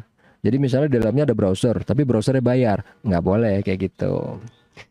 Ini ngapain nih kayak gini-gini, tapi nggak apa-apa lah. Kalau saya sih bisa nerangin. Oke, antar sistem manajemen program apa aja? Nah, ini yang tadi saya bilang kalau untuk network management, ini dulu yang emang sering dipakai kayak Tivoli ini ya. Tapi ini dipakainya buat enterprise ya, ini buat IBM ya. WebSphere saya yakin nggak pernah ada yang pakai karena saya pernah pakai waktu di AS400, tapi ini bukan software yang banyak dipakai orang, mungkin orang juga banyak yang nggak pernah dengar.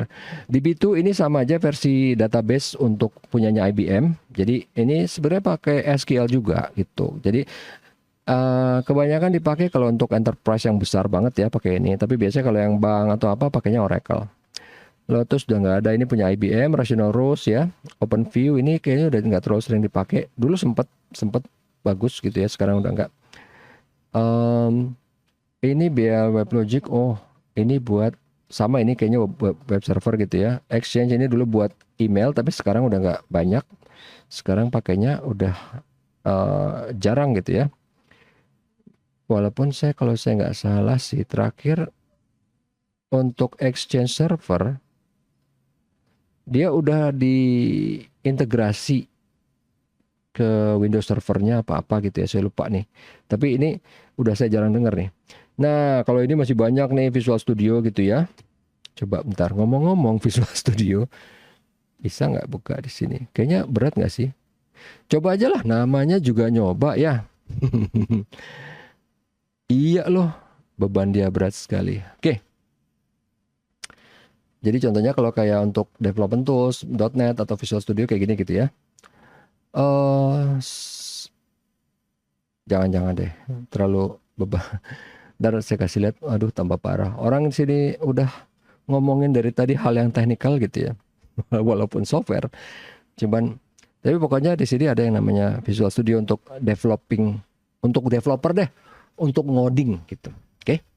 Nah, utilities ini sekarang udah hampir jarang. Yang paling sering dipakai itu antivirus ya, antivirus saja. Compression udah built-in di OS-nya, backup juga udah built-in, tapi jarang dipakai orang juga sih.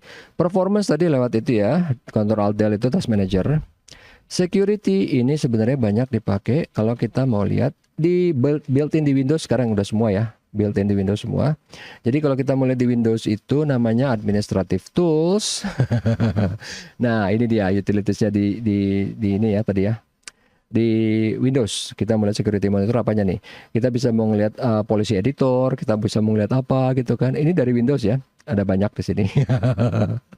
Ini kan tadi ada Task Manager-nya ada, Task Scheduler ada gitu kan. Kita mau ngeliat apa? PowerShell itu yang tadi bentuknya kayak yang ngetik-ngetik itu.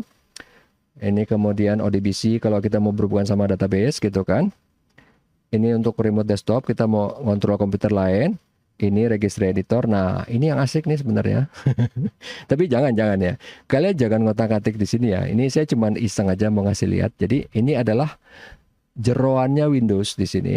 Jadi ini adalah konfigurasinya macam-macam. Jadi ya sekali lagi jangan ya. Tapi kalau misalnya nih kalian ngotak-ngatik satu huruf aja di sini nambahin apa, itu komputernya bisa langsung hang gitu ya. Ya kalau di tempat yang emang telak ya, ya mungkin kalau cuman kayak di current user nggak apa-apa. Tapi kalau udah di local machine ini ya, udah local machine, nah ini udah agak-agak hati-hati ya. Mendingan jangan deh. Saya jangan aja. Enggak itu apa cuman buat ngasih lihat aja. Ini juga ada tadi yang performance monitor sebenarnya tadi ada di Task Manager kan. Tara. Ini ada lagi ininya khusus kalau untuk performance monitor. Misalnya kita mau ngelihat dari komputer kita nih. Kita mau ngelihat selama ini kan hitungannya per detik nih ya. Gimana sih pemakaiannya? Pemakaian dari misalnya dia dual core, quad core, tiap core-nya berapa yang kepake, thread-nya berapa, memori yang kepake berapa, bisa kelihatan semua dari sini. Oke? Oke, kemudian apa nih aplikasi server middleware? Nah, kalau middleware itu sebenarnya bisa dibilang gini nih. Tadi ada sih contohnya satu. Jadi misalnya gini, kita buka lagi si administrative tool ya. Middleware itu contohnya adalah gini. ODBC. Ini dia. Kita punya aplikasi. Ini saya bikin simple aja karena saya tahu kalian pasti udah pusing ya. Mungkin ada yang udah tidur kali. Ini ada aplikasi A, ini ada aplikasi B, dua-duanya pakai database yang sama. Anggaplah di B2 tadi. Gimana ngubunginnya? Bisa pakai ODBC ini. Ini berfungsi sebagai middleware. Gitu. Jadi dia menghubungi antar dua aplikasi. Either itu satu mau ambil data atau cuman mau saling berinteraksi. Contoh gini. Shopee, aplikasi kan. Di dalamnya kalian bisa bayar misalnya dari BRI kan. BRI punya aplikasi sendiri loh. Punya BRI. Ini punya Shopee. Ini punya Shopee, ini punya BRI. Sendiri kan. Di tengah-tengah itu ada yang namanya payment gateway, middleware-nya. Kalau nggak berhubungan nih berdua, nggak connect, nggak nyambung. Ada middleware-nya. BRI punya aplikasi individu sendiri, berdiri sendiri. Shopee juga punya, tapi Shopee bisa bayar dari BRI. Mungkin BRI punya aplikasi bisa belanja di Shopee. Mungkin ya, tapi yang pasti Shopee bisa bayar dari BRI gitu kan. Ada middleware-nya. Itu dia yang dimaksud tadi si middleware ini apaan. Oke, lanjut. Nah, kemudian ini kita masuk. Sebenarnya ini kasihan sih ya. Jadi gini. Bahasa pemrograman itu terbagi dari generasi pertama, kedua, kemudian ketiga high level ya, sama keempat. Nanti dibilang di sini ada yang kelima, tapi itu sebenarnya tidak berguna. Nanti kita lihat kenapa tidak bergunanya. Bahasa yang generasi pertama ini yang cuman binary kayak gini ya. Jadi kalau kalian ingat waktu itu yang Altair, dia kita cuman masukin apa? Dia nggak ada keyboardnya, cuman kita ada switch aja on off on off on off. Nah kayak gini nih, kayak gini. Jadi kalau kita mau masukin command ini, itu bentuknya on off on off on off. Mana yang on, mana yang off, mana yang on, mana yang off nih. Untuk cuman masukin perintah ini aja. Itu machine language. Nah, kemudian dibikin kita nggak perlu pakai switch on off kayak tadi, tapi kita ngetik pakai keyboard. Tapi perintahnya tetap kayak gini. Ini perintahnya masih aneh kan? Ada jadi kayak jump gitu kan, ada move gitu kan. Ada jump if equal atau jump if not equal gitu kan. Nah, ini assembly nih. Ini assembly. Second gen. Third gen itu yang udah agak lebih mirip bahasa Inggris. Walaupun nggak mirip banget. Jadi ini basic, singkatannya Beginners All Purpose Symbolic Instruction Code. Atau ini COBOL, singkatannya Common Business Oriented Language. Kemudian ada lagi Fortran, Formula Translation. Ini yang udah masuk ke high level. Kemudian ada lagi yang dibilangnya, ini kan, ini generasi pertama, ini generasi kedua, ini generasi ketiga, ini generasi keempat. Generasi keempat itu siapa? Python, Java, itu kan. Nah, ini tadi udah ya, kita udah bahas first gen, second gen, third gen. Nah, third gen ini kan basic COBOL Fortran. Nah, fourth gen itu yang, tadi sini, third gen basic. Nah, fourth gen itu yang Java, Python, Ruby, ya. Ya, itu nggak usah diingat, cuman oh ya ada tahu. Java sama ini dia adalah fourth gen gitu ya. Nah, di sini nih ya. Ini saya bisa bilang dengan confident di buku ini dia salah nih. Natural language ini yang dibilang 5 gen itu sebenarnya nggak, konsepnya pernah ada tapi nggak akan pernah muncul ke permukaan. Buktinya nggak muncul karena apa? 5 gen ini dulu udah lama loh. Konsep ini udah lama, tahun 90-an. Jadi udah lama nih konsepnya. Jadi impiannya adalah orang bisa ngoding dengan pakai bahasa Inggris. Udah ada, programnya udah ada, saya udah pernah pakai, namanya Q&A. Jadi ini program untuk database, namanya Q&A. Tapi performanya lambat banget dan malah jadinya jelek. Jadi kita bayangin gini ya, kayak kalian misalnya di SQL mau bikin tabel gitu kan, tinggal bikin tabel walaupun perintahnya bagi orang awam bingung. Tapi di Q&A kalian bikin tabel harus pakai bahasa Inggris, malah jadi panjang kalimatnya kan.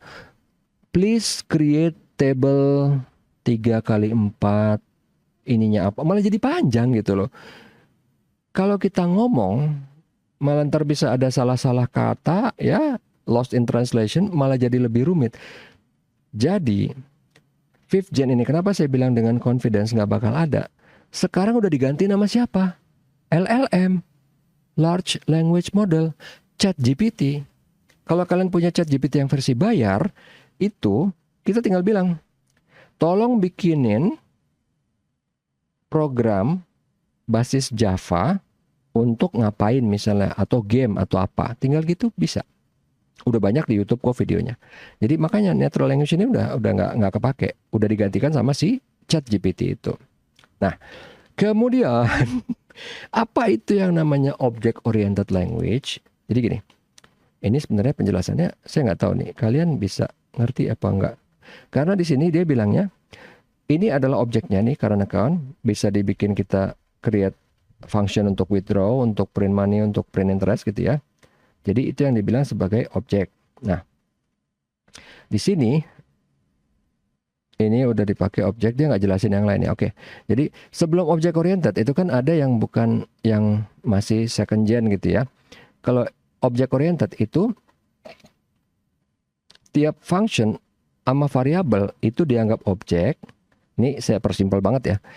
Sehingga bisa dipindah-pindahkan ke tempat lain. Kalau zaman dulu ada prosedur, ada function, ada variabel, dia nggak bisa dipindah-pindah. Kita cuma bisanya manggil. Makanya branching ada banyak, manggil dari sini, bikin bingung. Kalau itu enggak, function itu bisa kita bawa kemana-mana. Kita tinggal bilang functionnya namanya misalnya nih ya, function A. Function AT gitu dah. Kita tinggal panggil di bawah, call function AT, udah selesai. Jadi kita nggak perlu branching, goto, terus return, balik lagi nggak perlu. Tinggal call function AT, kapanpun, dimanapun kita bisa manggil. Ini juga yang dinamakan, makanya dulu di Windows ada yang namanya DLL, Dynamic Library Link. Jadi dia bisa manggil bahkan bukan cuma dari dalam program, tapi dari luar program juga bisa. Walaupun itu akhirnya ditutup lagi sama Windows, karena apa? Tempat masuknya virus. Coba, sebentar. Saya pengen lihat. Ini anak-anak, oh enggak, masih. Kirain udah pada ini semua, udah pada, ya walaupun nggak kelihatan sih tidur apa enggaknya, ya nggak apa-apa juga sih. Sebenarnya saya kasihan, karena ini loh, ini tidak ada cara yang mudah untuk menjelaskan kepada non-user gitu. Karena emang ini sangat-sangat teknikal sekali, cuman ya nggak apa-apa lah. Nah, kemudian object oriented language itu ada banyak. Contohnya ya di sini Visual Basic, C++, Java. Mostly ini yang third gen ya, yang apa? Yang tadi kalau kita lihat di sini, kan ada berapa gen? Second gen, third gen. Jadi kok bukan yang fourth gen, Pak? Nah, dari third gen inilah munculnya si, sebenarnya nih ya, dari sini nih, ini dulu ada yang namanya Basic, COBOL, Fortran, ada yang namanya C, ini dulu udah ada loh. C ini udah ada zaman sini. Jadi zaman dulu nih kan, kemudian ada lagi namanya Prolog gitu ya, Programming in Logic, di sini juga ada. Ini saya tahu karena saya belajar ini semua nih. Ini juga. Kalau ini enggak, ini dipakainya waktu di project terakhir di tahun 2015. Kalau ini dulu belajar nih tahun 96 lah. Kok 96 ke inian. Itu tahun 89. Belajar basic 88 lah, 88 89 nih basic. Oke, nah ini dari third gen itu udah mulai ada yang namanya object oriented programming. Kemudian baru mulai resmi di mana-mana dipakai di fourth gen ini ya. Di fourth gen ini udah ada, makanya kenapa dibilang di sini di fourth gen ini udah pasti pakai. Ini kan ini bawaan dari basic yang lama nih. Basic yang lama begitu udah pakai Visual Basic itu udah object oriented. C itu belum object oriented, begitu udah C++ udah object oriented. Kemudian ada lagi, muncul lagi yang namanya C# gitu ya. Java ini udah object oriented gitu. Jadi yang simpelnya, yang gampang ini ya. Kalau yang namanya object oriented dia udah pasti pakai ada menu GUI-nya. Jadi kalau yang zaman dulu basic itu benar-benar tampilannya kayak tadi tuh harus ngetik. Nggak ada menu apa-apa, ngetik aja. Oke. Nah, Kalau di web language itu ada yang namanya HTML atau Hypertext Markup Language yang sekarang udah di-upgrade menjadi XML. Jadi kalau kalian pengen tahu nih ya, HTML udah nggak ada nih, XML sekarang nih ya. Kita lihat, ini kan file PowerPoint saya nih, jangan yang ini deh, kita ambil yang lain. Jadi misalnya nih, saya ambil file PowerPoint yang ada di nih, oke. Ini kan file PowerPoint semua ya, oke. PPTX ya, ini XML nih. Kalau yang PPT belum. Yang ini misalnya yang, nah pertemuan kedua, kita lihat, kita buka nih. Dia headernya zip, lihat ya, headernya zip. Nah, sekarang ini saya akan ganti extensionnya jadi zip. Ini bisa kebuka nih. Dalamnya ada isinya, ada filenya, ada PPT-nya, ada kontennya. Kontennya isinya XML kayak gini. Kayak gini. Jadi sebenarnya dia itu adalah file XML yang di zip. Itu yang PPTX. Kalau yang PPT biasa, ini enggak. PPT biasa, lihat deh. Ini isinya binary. Pas kita buka, isinya berantakan banget nih kan, nggak ada header apa-apa di sini. Ini binary nih. Dan ukurannya lebih gede dibanding yang XML. Ini misalnya yang manajemen 2. Coba ya. 2 ada PPTX-nya nggak sih? Ada nih. Oh ini karena saya tambahin ya. Oke. Jadi, sorry kebalik. Yang binary PPT ini ukurannya lebih kecil, tapi nggak enaknya apa? Nggak fleksibel, nggak bisa dibuka. Maksudnya, begitu dia ada korup, ada rusak satu karakter aja, satu file nggak bisa dibuka semuanya. Tapi kalau yang ini, yang PPTX, misalnya ada yang rusak, selama yang rusaknya bukan yang vital, dia masih bisa dibuka. Itu keuntungannya, walaupun ukuran filenya lebih gede jadinya. Nah, itu dia tadi. Kita balik lagi ke sini, XML, Java gitu kan. Nah, Java ini sebenarnya orang banyak yang apa ya? Orang tuh nggak bisa bedain antara Java applet, script, sama Java programnya. Karena itu beda. Scriptnya beda, ada CSS gitu kan segala macam. Applet itu beda. Jadi kalau misalnya ada Java program, udah dibikin, di-compile, untuk bisa dijalanin di tempat lain, itu namanya applet. Bisa diakses di mana aja. Nah, si Java, kan kalau tadi kalau Microsoft punya yang namanya C++ gitu kan. Kalau untuk si Java ini pakainya J2EE ya, apa? Java Enterprise Environment. Prokonnya sebenarnya di sini, ini terlalu panjang ya. Prokonnya gampang. Java itu enaknya portable, di semua mesin bisa. Di Windows bisa, ini saya ngomong yang simple aja ya, bukan pakai bahasa teknis. Di Windows bisa, di Apple bisa, di Android bisa, di mana aja bisa. Itu enaknya. Nggak enaknya, Java tuh lambatnya minta ampun. Ya, walaupun, wah enggak kok Pak, cepet. Kalian belum lihat program yang sebenarnya cepat tuh kayak apa gitu. Jadi, kalau .NET, itu dia cepet banget. C++ gitu ya. Jadi, kalau kalian pengen tahu, Windows itu dibikinnya di C++ gitu. Jadi kalau ada OS yang dibangun di Java itu tapi lambatnya minta ampun gitu ya. Ada kalau zaman dulu saya lupa, kayaknya HP pernah bikin gitu ya. Hewlett Packard ya, maksudnya bukan handphone. Hewlett Packard pernah bikin tapi lambat banget. Jadi paling cepat itu di assembly, kedua baru di C++, habis itu baru di Java. Java tuh enaknya ya karena dia portable aja kemana-mana bisa gitu, di mana-mana bisa.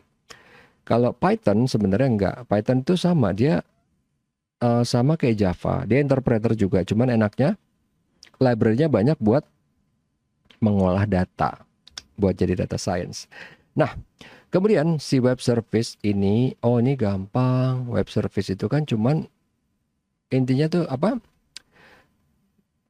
Kalau dulu sih ada yang namanya SOAP gitu ya, cuman kita di sini kayaknya nggak bahas, tapi nggak apa-apa lah. Jadi intinya kalau kita misalnya kita lagi di komputer nih ya, Saya tutup dulu ini. Di komputer. Shopnya ada di mana ya? Jadi di sini nih. Misalnya kita lagi buka nih. Collab-nya. Oh, nggak apa-apa nih, collab aja nih, nggak apa-apa ya. Jadi ini kan browser saya di rumah.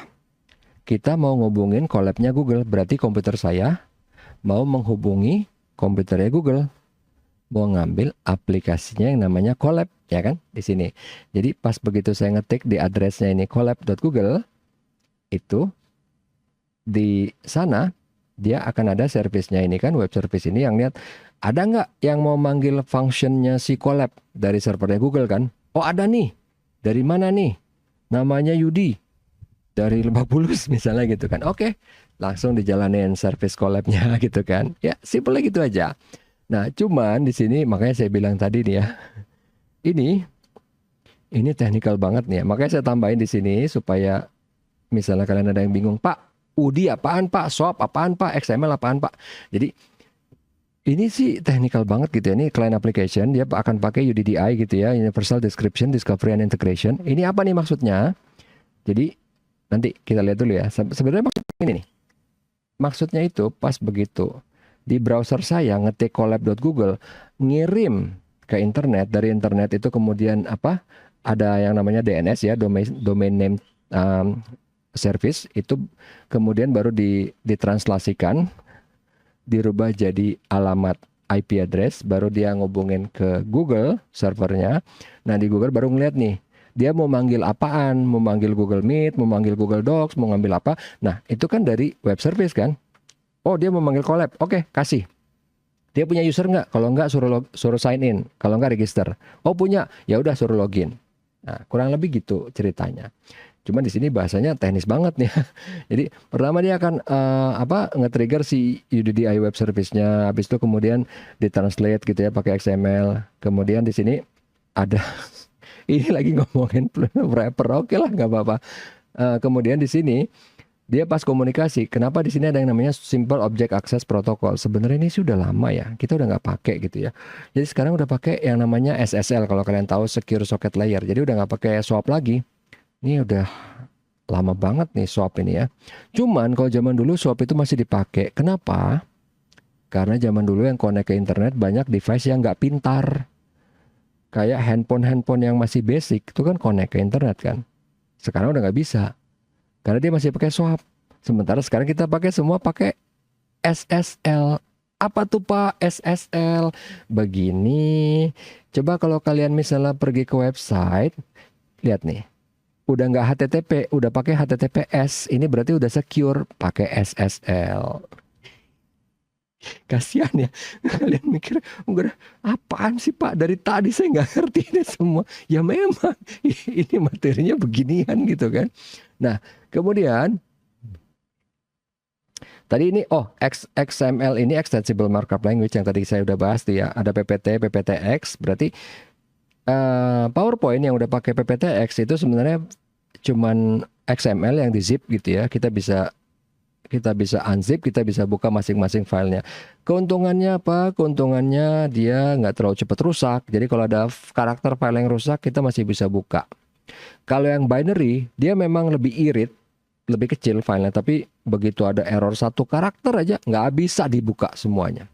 Oke, itu tadi si XML, communicate, ini terus balik lagi ke klien.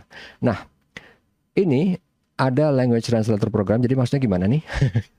Ini tapi ya udahlah nggak apa-apa.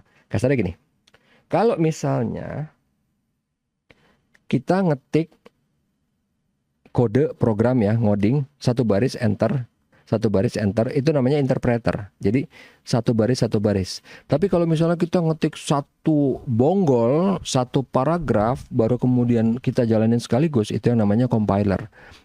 Simpelnya sebenarnya gitu. Walaupun interpreter zaman sekarang itu ada yang langsung nggak sebaris-baris. Contohnya kayak tadi yang saya kasih lihat di sini nih. Udah ditutup ya. Yang tadi saya kasih lihat di sini. Nah, ini dia. Di Colab, di Python terutama nih ya. Colab ini kan untuk apa notebooknya Python. Di sini contoh misalnya nih ya. Ini kan nggak satu baris, ada banyak barisnya kan? Dijalanin sekaligus. Bisa. Kalau dulu cuman compiler yang bisa kayak gitu, sekarang nggak. Bedanya kalau compiler dijalanin satu gelondongan, begitu udah tahu jalan, bisa langsung dipaketin. Kayak tadi applet kalau di Java kan. Ini bisa dijadiin exe. Bisa langsung di double klik dijalanin. Nah, nanti jadi misalnya udah jadi compiler, biasanya sih di compiler itu udah ada assemblernya. Jadi misalnya nih, kalau compiler yang untuk C++ dia khusus untuk Windows. Jadi dia udah langsung ada assemblernya. Jadi program exe cuman bisa dijalanin di Windows. Kita bawa ke Mac nggak bisa. Kalau Java bisa. Karena Java selama dia misalnya nih, kita nggak bikin appletnya, kita masih bentuknya masih jar. Bentuknya masih jar atau JAT gitu ya. Itu bisa dijalanin di mana aja selama kita masih punya J2EE-nya tadi. Itu aja sih. Oke, maaf ya kalau agak-agak pusing ya. Wih, itu berisik sekali depan. Nah, ini kalau programming tools yang tadi saya bilang, contohnya tadi IDE untuk Visual Studio gitu ya, atau mungkin tadi ini juga bisa dibilang sebagai programming tools sih. Karena ini udah ada debuggernya juga, misalnya ada yang misalnya apa ini contoh ya. Tuple ini yang simple ada nggak sih di sini? Boleh ini misalnya nih, kita mau jalanin, ini contoh aja ya. Jalanin. Misalnya ntar ada yang error, dia akan bilang errornya di mana. Saya salah nih, harusnya jangan jalanin di awal nih. Coba tungguin dulu. Ini karena versi gratis ya, jadi lama, wajar lah. Kalau kita mau pakai yang lokal bisa, nggak apa-apa. Ini jalan. Nah, jalan nih, centang hijau berarti jalan. Misalnya kita coba yang paling bawah deh, pasti akan error. Ini kayak gini contohnya nih.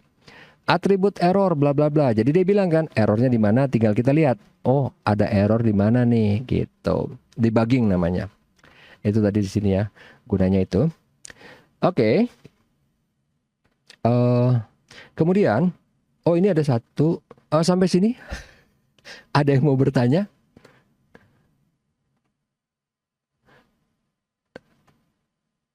Atau ada yang kurang jelas? Jadi gini. Sama tadi kalau kita misalnya pas ngomongin apa nih ya. Tadi sebenarnya pas lagi di sini saya mau bilang, saya lupa pas di mana ya. Komponen software bla bla bla bla bla bla bla bla.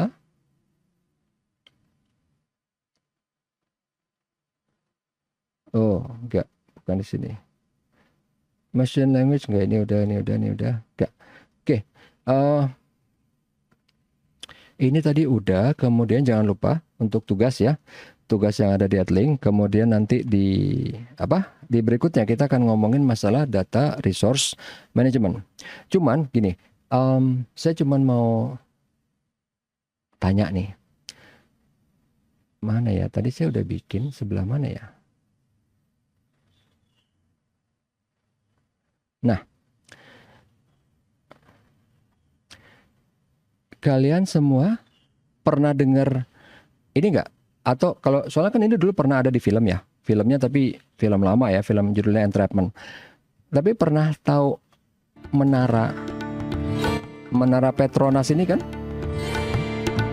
Yang dulu tahun 98 pernah jadi menara terbesar, tertinggi di dunia dulu. They are the most iconic buildings in Malaysia, and when they were built in 1998, they were the tallest buildings in the world.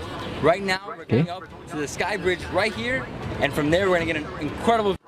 Nah, ini dulu mana tadi sih bangunannya? Nah, ini dia. Oke, ini dulu pernah jadi bangunan tertinggi di dunia. Ya, habis itu kan terakhir Burj Khalifa gitu ya. Sebelumnya pernah juga Menara 101 ya, Yilingyi yang di Taiwan. Kalau nggak salah emang tinggian dia, tapi sebelum tahun 2000 yang paling tinggi adalah Petronas. Nah, Petronas itu kan perusahaan minyak, ya nggak? Perusahaan minyak. Jadi gini, dia bisa bikin bangunan ini mahal loh, ya kan? Tapi si Petronas kalau dibandingin, kan kita juga punya ya, yang namanya Pertamina. Nah, kita lihat yang simpel dulu. Pertamina didirikan tahun berapa? 57. Petronas didirikan tahun 74. Lebih mudah kan Petronas? Karena sempat ada masanya waktu itu Petronas berguru ke Pertamina. Dia berguru ke Pertamina. Berarti ada saatnya dulu emang Pertamina udah lebih maju. Karena Petronas startnya telat kan. Ya iyalah, dia lahirnya baru 74 gitu kan. Sementara Pertamina lahir dari tahun 57 gitu. Jadi kasarnya gini nih. Ibaratnya misalnya nih ada orang yang dia udah kuliah angkatan 2019 tuh kan. Udah lama nih kuliah nih kan. Terus tiba-tiba ada yang masuk angkatan 2022 gitu kan. Tapi yang 2022 yang udah lulus duluan, yang angkanya lebih bagus gitu, IPK-nya lebih bagus gitu kan. Paling kita mikirnya gini. Mungkin emang yang 2022 lebih pintar gitu kan. Atau mungkin lebih hoki, atau mungkin yang 2019 mungkin berantem mulu sama dosennya bagaimana gitu. Tapi kita nggak tahu cerita di belakangnya. Tapi yang kita cuma mau lihat gini, ya udah sih, berarti yang 2022 lebih bagus, lebih pintar gitu kan. Nah kalau di sini Pertamina lebih dulu mulai, kemudian kalau kita mau ngelihat di sini, as of di berita 2022 ini,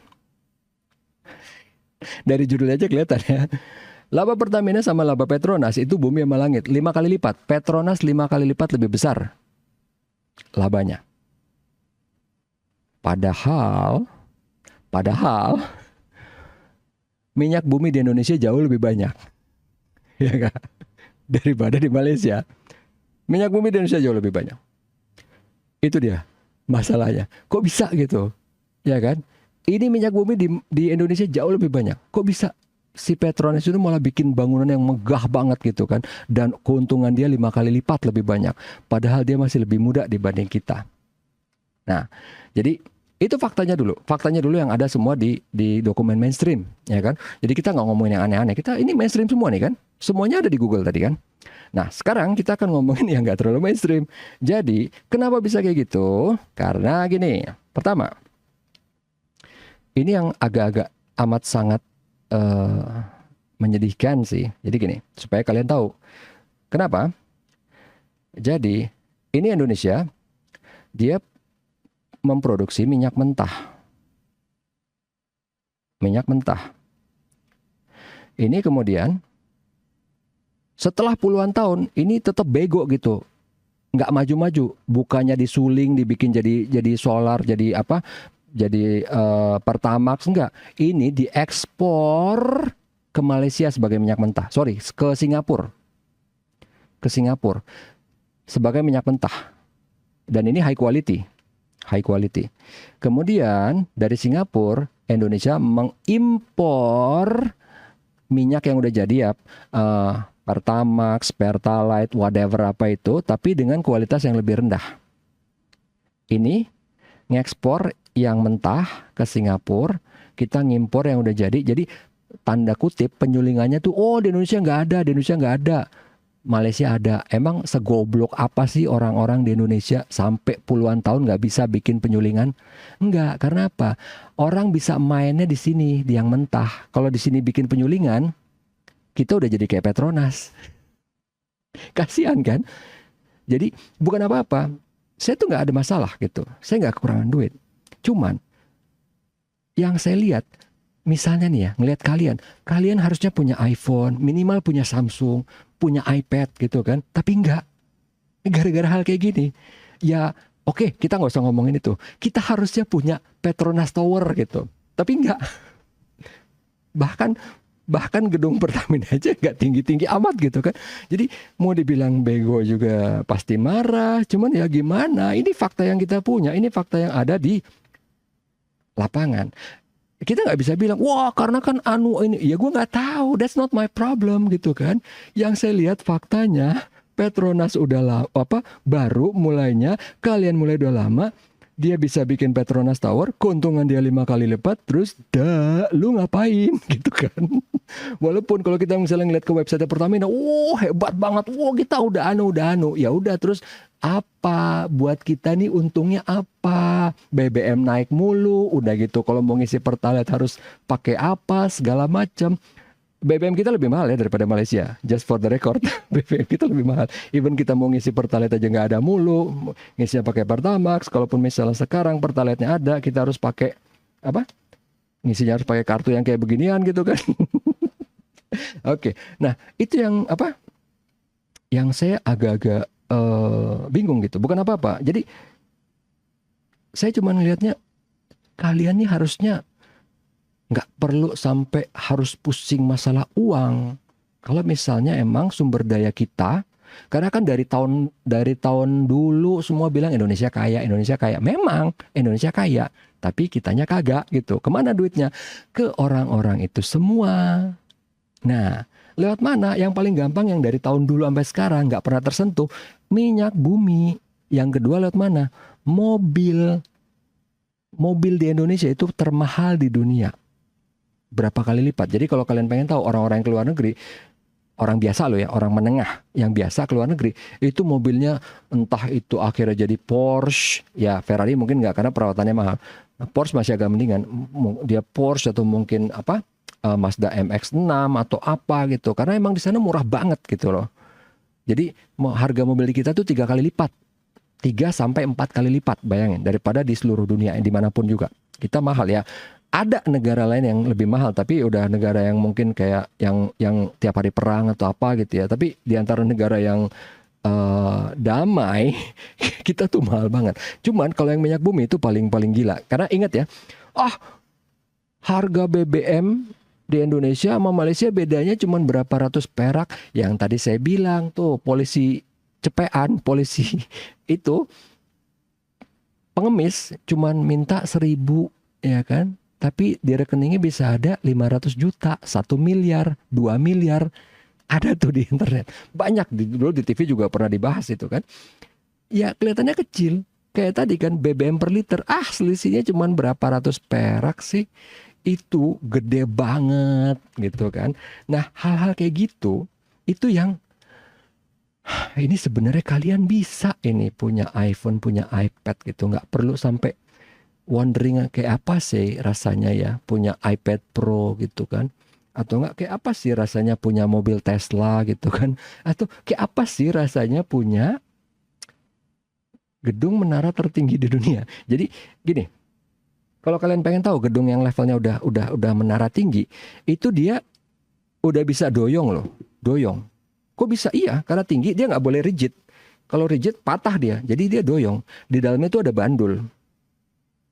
Karena saya udah pernah gitu ke 101 juga udah pernah gitu kan, yang di Taiwan, di dalam tuh ada bandul gede banget. Jadi bandulnya itu menyesuaikan. Jadi kalau misalnya dia doyong ke sini kan bandulnya pasti ke sana supaya dia nggak, misalnya dia doyong terus jatuh dong. Kalau bandulnya doyongnya ke sini, bandulnya akan ke sini gitu. Jadi dia narik, doyongnya ke sini, bandulnya akan ke sini gitu. Jadi itu aja kita nggak punya gitu. Dari dulu apa sih? Monas ya, Monas mungkin yang paling tinggi gitu ya, yang kita selalu ada. Tapi kayaknya sejak tahun berapa udah ada gedung lain yang tinggi. Kalau saya nggak salah BNI. Kalau harusnya sih BRI, karena BRI duitnya paling banyak. Tapi enggak sih, BRI enggak. Yang saya ingat ya BNI, karena kan dia ujungnya paling lancip. Kalau ngomongin gedung doang gitu kan. Cuman masalah ini kan tadi di film ini nih. Mana sih? Ini kan bukan cuma gedung doang, lihat ya. Gara-gara ada gedung dia, ini sekelilingnya hidup jadinya nih. Ntar ya. Sekelilingnya ntar ya, mana tadi ya? Mana sih? Lama dah. Sekelilingnya, ntar ya. Bla bla bla, 1999. Iya, ini bangunnya terakhir kan mulai 94. Nah, ini kan bisa jadi tempat orang nongkrong, bisa jadi tempat hiburan, pariwisata, atau apalah gitu kan. Nah sekitarnya pun pasti jadi hidup, karena ada dia kan nggak mungkin dong yang lain nggak mau ikutan tinggi gitu kan. Itu aja gitu simpelnya. Karena ya mungkin orang bilangnya, soalnya ini Tadi ada apa sih? Oh, ada yang masuk. Jadi mungkin orang mikirnya, kita nggak mau bikin, ya udah, nggak usah bikin yang lain dong. Yang penting kelihatan ada hasilnya gitu loh. Maksudnya ya kalau kayak kalian misalnya gitu kan, kalian kelihatan hasil dari mana sih? IPK kan, yang nggak mungkin bohong. Sama, duit juga nggak mungkin bohong di Pertamina sama di Petronas, duit nggak mungkin bohong. Mau ngomong bacot apapun, duit yang nggak mungkin bohong. Sama aja kayak kalian, IPK nggak mungkin bohong di kalian ya. Ini saya kasih contoh yang analoginya lebih simpel. Misalnya nih ada orang mahasiswa entah kakak kelas, adik kelas atau siapa. Lo tahu nggak? Gue pinter banget. Gue pinter banget. Gue pinter banget. IPK lo berapa? 2. Alah bacot gitu kan. Ya sama aja. Mau orang ngomong apa, Pertamina kayak apa, untung lo berapa? Segini. Lah, kok kalah jauh dari yang ngono? Minyak lo lebih banyak padahal dibanding yang sini. Kok bisa gitu loh? Itu yang saya bilang tadi, makanya itu yang membuat saya puluhan tahun saya sakit hati. Jadi nggak masalah, bukan apa-apa. Karena misalnya nih, Pak jangan gitu dong, saya pengen lo masuk Pertamina. Nggak apa-apa, karena Pertamina gajinya gede. Bener, gajinya gede. Dan di Pertamina terjamin. Saya punya temen kok yang sesama UI yang ke Pertamina, kemana-mana duitnya banyak. Jauh lebih banyak dari saya kan. Mungkin tiap hari ke luar negeri atau gimana. Cuman gini, misalnya nanti udah kerja di Pertamina, udah jadi kaya gitu ya. Jangan sedih kalau ntar kalian banyak masalah gitu. Entah keluarga, istri, anak, atau sakit, penyakit, barang hilang, apapun pasti. Tenang aja, saya bersumpah, pasti. Karena walaupun seluruh dunia nggak ada yang doain, saya pasti doain. Karena saya tahu masalah itu. Puluhan tahun saya tahu masalah itu. Dan saya benar-benar sebel karena udah berkali-kali diomongin. Tiap tahun sudah berapa ratus, mungkin berapa ribu kali. Berusaha orang ngomong hilang, ngomong hilang, ngomong hilang. Itu dia. Jadi nggak masalah misalnya, karena saya juga pernah muda gitu kan. Wah keterima di Pertamina, aduh sujud syukur gitu kan. Aduh gajinya 8 juta baru sebagai magang misalnya gitu kan. Atau di BI, nggak apa-apa gitu kan. Ya udah, cuman mau jadi apapun itu, mau jadi orang baik, mau jadi penjahat, jadilah orang yang istiqomah. Jadi penjahat yang istiqomah, jadi orang baik yang istiqomah. Misalnya ternyata kalian jadi penjahat terus digebukin, nggak usah ngeluh, ya udah gitu kan, digebukin gitu kan, sembuh, ntar baru nyolong lagi gitu loh. Ya udah kan, karena di dunia ini memang harus ada orang baik, harus ada orang jahat. Nggak akan ada orang baik kalau nggak ada orang jahat.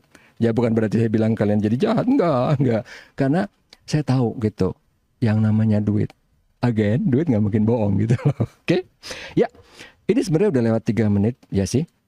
Kalau misalnya ada pertanyaan, ya kayaknya mungkin enggak ya. Mungkin kalian juga udah pusing ya.